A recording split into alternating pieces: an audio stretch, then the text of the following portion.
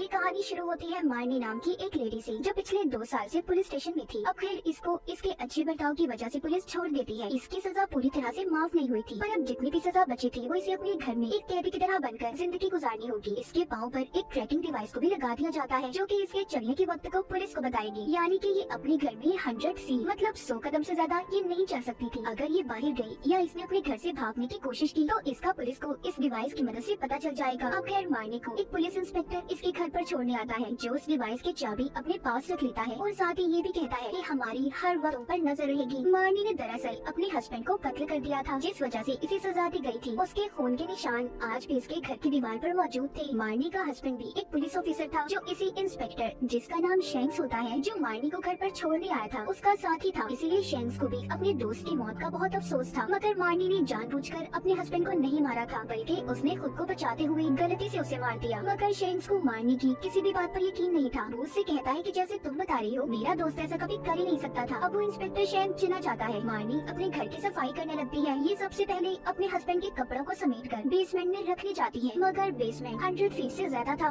ये डिवाइस खास किस्म की थी, ना तो ये कभी बंद होती और न ही मार्नी इसे अपनी टांग से उतार सकती थी। अगर इसने कुछ भी ऐसा किया तो पुलिस को फौरन पता चल जाएगा, तो इसीलिए दूर से ही बैग को फेंक देती है, जिस वजह से बैग खुल गया था और सारा सामान बेसमेंट में ही फैल जाता है। जिसके बाद वो सबसे पहले दीवार से उस खून के निशान को मिटाती है जहाँ पर इसका हस्बैंड मरा था। अपने घर की साफ सफाई करती है, नहा धोकर अपने कपड़े पहनती है। उसने कई दिन के बाद अपने कपड़ों को पहना था। वो बहुत दिन बाद अपने बिस्तर पर सोई थी। एक दिन खिड़की के पास बैठी सोचने लगती है कि पुराने दिन कभी वापस नहीं आ सकते। उसे अभी सोसाइटी कभी भी नहीं अपनाएगी, सिर्फ इसी वजह से कि उसने अपने हस्बैंड को मार दिया। वो सोचती है जो दोस्त उससे पहले मिलते उसके घर आते थे, अब कोई भी उसे अच्छा नहीं समझता, सब उससे नफरत करने लगे, उसे इग्नोर कर रहे हैं। उसी रात मार्नी के साथ अजीब अजीब हादसे होने लगते हैं। कभी उसके पास पड़ी मोमबत्तियाँ हवा से जलती या बुझ जाती। उसे अपने ही घर से किसी के चलने की आहट महसूस होती है। जब ये जाकर देखती है तो बाहर एक आदमी था, जो पिछले 1 साल से इसके घर के बेसमेंट में रह रहा था। खैर वो मार्नी से डरकर वहाँ से चला जाता है। अगली सुबह दिन के उजाले में मार्नी के साथ कुछ भी नहीं होता। वो बहुत अच्छे से पूरा दिन गुजारती है। अब वो घर की ग्रोसरी खाने पकाने के सामान को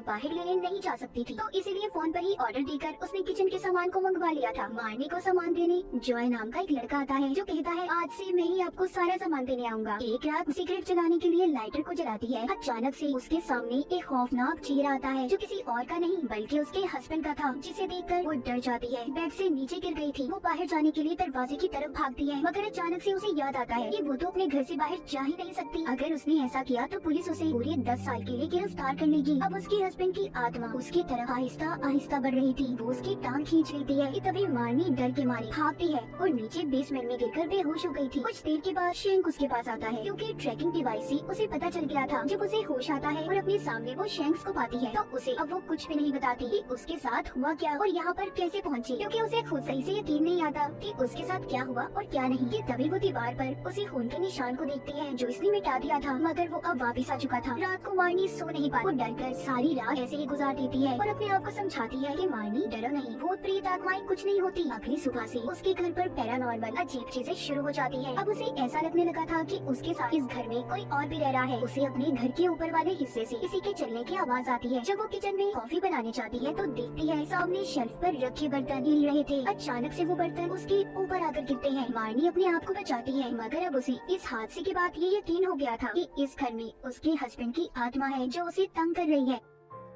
मार्नी बहादुरी से उसका मुकाबला करती है और कहती है कि मैं यहाँ से कहीं नहीं जाऊंगी, ये मेरा भी घर है। ऐसे ही कुछ दिन गुजर जाते हैं। अब तो मार्नी के हस्बैंड की आत्मा उसे दिन में भी तंग करने लगी थी। शेंक जो कि बाहर बैठा मार्नी के घर पर नजर तो रखता था, मगर उसे इस बारे में कुछ भी नहीं पता था कि उसके घर के अंदर आखिर हो क्या रहा है। इन सब के बीच मार्नी का एक अच्छा दोस्त था जॉय, जो उसके घर पर चीजें देने आता था। उन दोनों की अच्छी दोस्ती हो जाती है। एक दिन उसे अपने हस्बैंड के बारे में बताती है। कहती है दुनिया के सामने तो वो मेरे साथ बहुत अच्छा था, पर अकेले में वो मुझे शराब के नशे में मारता और बहुत जुल्म करता था। मैंने कई बार पुलिस में शिकायत भी की, पर ना तो किसी ने मेरे ऊपर यकीन किया और ना ही पुलिस को कोई सबूत मिला, क्योंकि वो मुझे ऐसे मारता था कि मेरे जिस्म पर निशान ही नहीं होते थे। एक रात जब वो मुझे चाकू से डरा रहा था, तो मैंने खुद को बचाने के लिए चाकू उसी को मार दिया, जिससे उसकी मौत हो गई। सारी बातें सुनकर जॉय कहता है कोई तुम पर यकीन करे ना करे, पर मैं करता हूँ, क्योंकि जॉय अब उसे पसंद करने लगा था। अब वो जॉय से भूत प्रेत आत्माओं के बारे में जानने के लिए बहुत सी किताबें मंगवाती है। वो किताबें पढ़कर उसे पता चलता है कि सबसे पहले उस आत्मा की चीजों को घर से दूर करना होगा जहाँ पर वो रहता था। फिर पूरे घर में होली वाटर, पाक साफ पानी को घर में छिड़कना होगा और साथ ही साथ फोन पर उस आत्मा को कहना है कि यहाँ से चली जाओ। मार्नी सोचती है सब कुछ तो वो कर लेगी, पर उसने तो अपने हस्बैंड के सामान को बेसमेंट में फेंक दिया था। अब उसके सामने ये चैलेंज था कि उसने 3 मिनट के अंदर अंदर बेसमेंट में जाकर अपने हस्बैंड के सामान को वापस लाना है, क्योंकि 3 मिनट के बाद इसकी टांग में लगी ट्रैकिंग डिवाइस बजने लगेगी। अब वो ऐसा ही करती है, बेसमेंट में जाकर सारे सामान को जल्दी से समेटकर ऊपर ला रही होती है कि तभी उसके हस्बैंड की आत्मा उसके पाँव को खींच लेती है और उसे दूर फेंकती है। पर फिर भी वो मार्नी सामान को ऊपर ले आई थी कि तभी उसके घर में शोर की आवाजों को सुनकर शैंक अंदर आ जाता है, जो हमेशा उसके घर के बाहर रहकर इस पर नजर रखा करता था। वो मार्नी के मुंह पर जब चोट के निशान और नाक से खून निकलता हुआ देखता है तो सोचता है कि इसने अपने हस्बैंड को नहीं मारा होगा, कातिल कोई और है जो अब इसे भी मारने की कोशिश कर रहा है। वो मार्नी से पूछता है कि क्या सच है, तो मुझे बताओ, मैं तुम्हारी मदद करूंगा और किसी को भी नहीं बताऊंगा। मार्नी जब उसे सच बताती है कि उसके हस्बैंड की आत्मा उसे इस घर में तंग कर रही है और मारना चाहती है, तो ये सुनकर शैंक कहता है तुम पागल हो गई हो, ऐसा कभी नहीं हो सकता। मार्नी कहती है मुझे पता था कोई मेरी बात पर यकीन नहीं करेगा, इसीलिए अब वो सोचती है जो भी उसे करना है अकेले ही करना होगा। वो अपने हस्बैंड के सारे सामान को उठाकर कचरे में फेंक देती है और जब अपनी शादी की अंगूठी सिंक के सुराख में फेंकने लगती है कि तभी उसके हस्बैंड की आत्मा उसके हाथ को पकड़कर खींचकर कटर में डालकर काटने की कोशिश कर रही थी, पर मार्नी खुद को बचा लेती है। अब वो खून का निशान जो वो मिटा दिया करती थी एक बार फिर वो अपनी जगह पर आ जाता है। वो उसे देखकर सोचती है अभी भी कोई चीज तो है जो इस घर में उसके हस्बैंड की रह गई है। वो पागलों की तरह ढूंढने लगी थी, उसे कुछ नहीं मिलता और इसी पागलपन में अपने सर को जमीन पर बार बार मारती है कि तभी फर्श की एक टाइल उखड़ गई थी। वो ये देखकर बहुत हैरान होती है। अब वो आहिस्ता आहिस्ता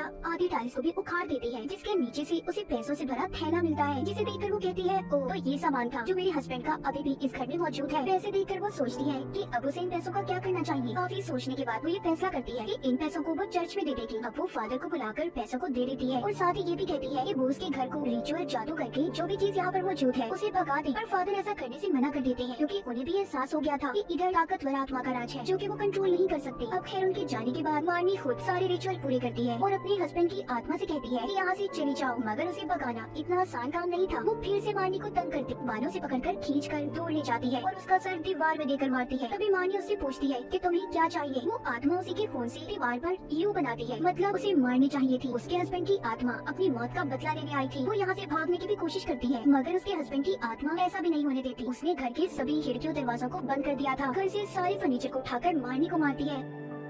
उस आत्मा ने कीलों से भी उसे मारने की कोशिश की थी, मगर उसके हस्बैंड की आत्मा उसे जान से नहीं मारती। घर सारा तहस नहस हो चुका था। मार्नी भी अब घर में अकेली और डरी हुई थी, इसीलिए वो वक्त गुजारने के लिए जॉय को कॉल करती है। कुछ देर के बाद वो भी काफी एक्साइटेड और जोश हो गया था। अब वो मार्नी के घर आना चाहता था और थोड़ी देर में वो उसके पास भी आ जाता है। ये सारी रात इकट्ठे गुजारते हैं। जब सुबह होती है तो मार्नी बहुत खुश थी। इसके हस्बैंड की आत्मा को अब गुस्सा आ गया था। वो जॉय को पकड़कर दीवार में देकर मारता है। वो आत्मा उसे इतनी जोर से मारती है कि उसकी नाक और मुंह से खून आने लगा था। उस आत्मा ने उसके हाथ पैर भी तोड़ दिए थे। जॉय को बहुत ही भयानक मौत मिलती है। सब कुछ मार्नी की आंखों के सामने हो रहा था, मगर वो कुछ भी नहीं कर पाती, क्योंकि जब वो जॉय को बचाने की कोशिश करती है तो उसके हस्बैंड की आत्मा उसे भी दूर देकर फेंकती है। अब जॉय की लाश उसके सामने थी और उसके हस्बैंड की आत्मा भी, जिसको वो अब देख पा रही थी। मार्नी के हाथ पैर कांपने लगते हैं। वो बहुत डर जाती है। अब सबसे पहले वो बाथरूम में जाकर अपने आप को जैसे तैसे साफ करती है कि तभी दरवाजे पर शैंक भी आ जाता है, क्योंकि उसने कल रात जॉय को आते हुए देखा था। वो अब मार्नी को दरवाजा खोलने का कहता है। वो शैंक को देखकर बहुत ज्यादा डर गई थी और सोचती है कि अब वो क्या करे। फिर सबसे पहले वो जॉय की लाश को छुपाती है, क्योंकि वो जानती थी कि शैंक्स उसकी बातों पर यकीन नहीं करेगा कि जॉय को उसके हस्बैंड की आत्मा ने मारा है। वो जॉय की लाश को टाइल्स के नीचे ही छुपा देती है। फिर वहाँ से शर्ट से खून को साफ करके उसे भी अंदर डाल देती है। तभी शैंक भी अंदर आ गया था। मार्नी उसे बातों में उलझाकर जल्द अज जल्द वहाँ से भेजना चाहती थी, क्योंकि ऊपर वाले कमरे में जिन टाइल्स के नीचे उसने लाश को छुपाया था उसी सीलिंग के नीचे शैंक खड़ा था। लाश कभी भी उस सीलिंग से उसके ऊपर गिर सकती थी। तभी ऐसा ही होता है। जॉय की लाश जब शैंक पर गिरती है तो अब उसे लग रहा था कि मार्नी ने जॉय को भी मार दिया, जैसे उसने अपने हस्बैंड को मारा था। वो अब उसे इसी बात पर गिरफ्तार कर लेता है। मार्नी शैंक को अपनी सफाई में कुछ भी नहीं कहती, क्योंकि वो भी अब इस घर से जाना चाहती थी। अब जब शैंक उसे ले जा रहा था तो वो देखता है मार्नी की हस्बैंड की आत्मा उसे उठाकर दूर पटक कर मारती है। शैंक को समझ पाता उसके साथ भी यही सब होता है। वो आत्मा उसे भी दूर फेंकती है। शैंक ने पहली बार अपने सामने मार्नी के हस्बैंड की आत्मा को देखा था। वो भी जब उस आत्मा को रोकने की कोशिश करता है तो उसकी ताकत के आगे टिक नहीं पाता। उसने पूरे घर में आग लगा दी थी। आत्मा मार्नी और शैंक को उठाकर बेसमेंट में फेंक देती है। घर में चोट लगने की वजह से शैंक बेहोश हो गया था। मार्नी उसे होश में लाने की कोशिश भी करती है, मगर नहीं ला पाती। घर में आग भी फैल चुकी थी। बेसमेंट का दरवाजा भी बंद हो जाता है। अब मार्नी सबसे पहले शैंक की जेब से चाबी निकालकर अपनी डिवाइस को खोलती है और फिर अपने हाथों की हथकड़ी को। फिर वो वेंटिलेशन की तरफ भागती है। उसे खोलकर वो बाहर निकल गई थी। फिर वो दोबारा से वापस जाकर शैंक को भी बचाकर बाहर ले आती है। लेकिन जब वो खुद निकल रही थी तो पीछे से दोबारा उसके हस्बैंड की आत्मा उसे पकड़ लेती है। वो इसे आग में जलाकर मारना चाहती थी। तभी मार्नी उसके मुंह पर अपनी शादी की अंगूठी देकर मारती है और कहती है इट्स ओवर नाउ, अब सब कुछ खत्म हो गया है, पीछा छोड़ दो मेरा। तब जाकर जाकर उसके हस्बैंड की आत्मा ने उसका पीछा छोड़ दिया था। वो हमेशा हमेशा के लिए गायब हो गई थी। मतलब कि आखिरी चीज उसकी वो अंगूठी थी। शैंक और मार्नी बचकर बाहर आ गए थे। उसका घर जलकर खाक हो जाता है। अब शैंक भी क्योंकि सारा सच जान चुका था, वो मार्नी से कहता है कि यहाँ से भागो, चली जाओ, मैं सब कुछ संभाल लूंगा। मार्नी भी यही करती है। वो वहाँ से चली गई थी। उसने इस शहर को छोड़ दिया था। अब उसे नए नाम और शनाख्त के साथ रहना था, क्योंकि अगले दिन अखबार में यही खबर छपती है कि मार्नी के घर में आग लग गई और वो भी उसमें जलकर मर गई। अब मार्नी के पीछे ना तो कोई पुलिस थी और ना ही कोई केस। वो आजाद हो जाती है और अपनी नई जिंदगी का आगाज करती है। और इसी के साथ इस फिल्म की कहानी भी यहीं पर खत्म हो जाती है।